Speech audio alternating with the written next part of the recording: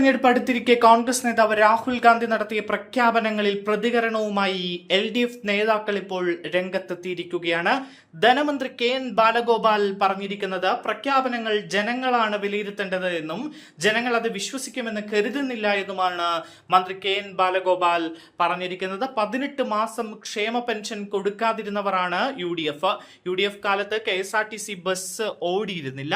ഓടാത്ത ബസ്സിൽ സൗജന്യം കൊടുക്കുമെന്ന് പറയുന്നതാണ് UDF ചെയ്യുന്നത് എന്നും KN ബാലഗോപാൽ വ്യക്തമാക്കി. KSRTC ജീവനക്കാരുടെ പെൻഷൻ ഉൾപ്പെടെ നൽകുന്നത് സർക്കാർ സഹായത്തോടെയാണ് എന്നും അദ്ദേഹം പറഞ്ഞു. 18 മാസം ക്ഷേമ പെൻഷൻ കൊടുക്കാതിരുന്നവരാണ് UDF കാലത്ത് KSRTC ബസ് ഓടിയിരുന്നില്ല. ഓടാത്ത ബസ്സിൽ സൗജന്യം കൊടുക്കുമെന്ന് പറയുന്നതാണ് UDF ചെയ്യുന്നത് എന്നും അദ്ദേഹം പറഞ്ഞു. KSRTC ജീവനക്കാരുടെ പെൻഷൻ ഉൾപ്പെടെ നൽകുന്നത് സർക്കാർ സഹായത്തോടെയാണ് എന്നും അദ്ദേഹം പറഞ്ഞു. ചെയ്യാൻ കഴിയുന്ന കാര്യങ്ങളാണ് LDF പ്ലാൻ ചെയ്യുന്നത്. ജനങ്ങളുടെ ജീവിതം മെച്ചപ്പെടുത്തിയത് LDF സർക്കാരാണ് എന്നും അദ്ദേഹം പറഞ്ഞു. 62 ലക്ഷം കുടുംബങ്ങളിൽ ക്ഷേമ പെൻഷൻ എത്തുന്നുണ്ട്.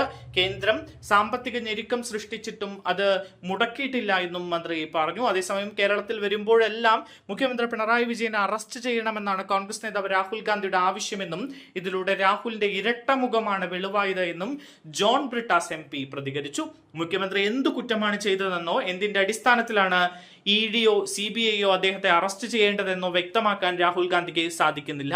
ഇടതുപക്ഷത്തിനെതിരെയുള്ള BJPയുടെ അടിസ്ഥാനരഹിതമായ ആരോപണങ്ങൾ ആവർത്തിച്ചുന്നയിച്ച് പിണറായി വിജയനെ അറസ്റ്റ് ചെയ്യണമെന്ന് പറയാൻ അദ്ദേഹത്തിന് വല്ലാത്ത ആവേശമാണ്. ഒരുപക്ഷെ അദ്ദേഹത്തിന്റെ സംഘടനാ ജനറൽ സെക്രട്ടറി തയ്യാറാക്കി നൽകിയ തിരക്കഥയാകാം ഇത് എന്നും ജോൺ ബ്രിട്ടാസ് പറഞ്ഞു.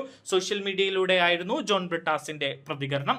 നാഷണൽ ഹെറാൾഡ് പോലുള്ള കേസുകളിൽ ED മണിക്കൂറുകളോളം തന്നെ ചോദ്യം ചെയ്തുവെന്ന് രാഹുൽ ഗാന്ധി അവകാശപ്പെടാറുണ്ട്.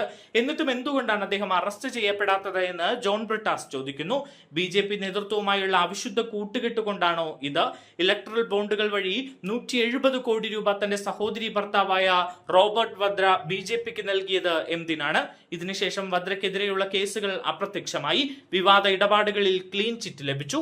ഇതിന് പിന്നിലെ കാരണം എന്താണ് എന്നും ജോൺ ബ്രിട്ടാസ് ചോദിച്ചു.